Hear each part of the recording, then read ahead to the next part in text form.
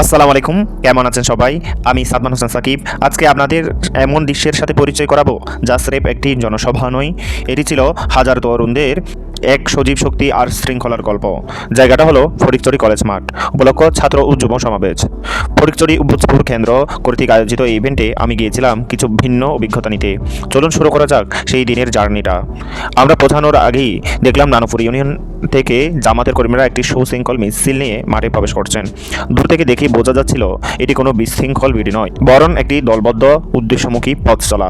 আর gate দিয়ে ঢুকতেই পেলাম প্রথম অনুপ্রেরণা।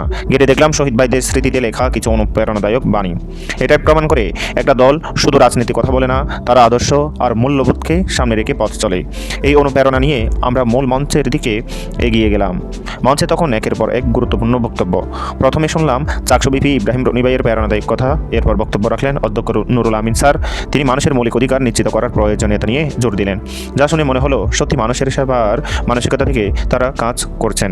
কিন্তু আমার কাছে সবচেয়ে আকর্ষণীয় ছিল শিবিরের সভাপতি জাহিদুল ইসলাম ভাইয়ের বক্তব্য।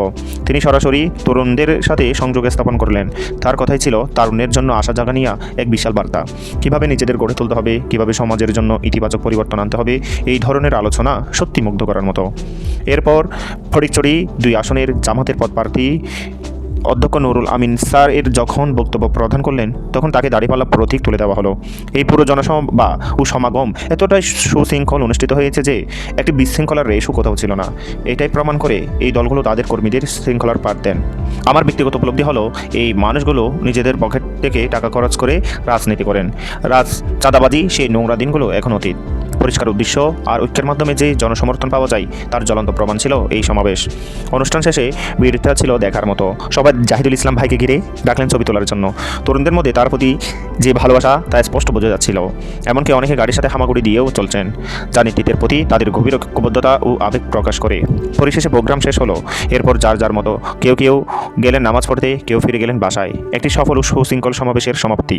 আশা করি আপনারা ছাত্র শিবির ও জামাতের এই শৃঙ্খল, ঐক্যবদ্ধ এবং অনুপ্রেরণাদায়ক দিকটি বুঝতে পেরেছেন। সবাইকে ভিডিওটি দেখার জন্য অসংখ্য ধন্যবাদ। ভিডিওটি ভালো লাগলে লাইক, কমেন্ট ও শেয়ার করতে ভুলবেন না। আর আমার কন্টেন্টগুলো নিয়মিত দেখতে ফলো করে দিন। দেখা হবে পরের ব্লগে, ইনশাল্লাহ।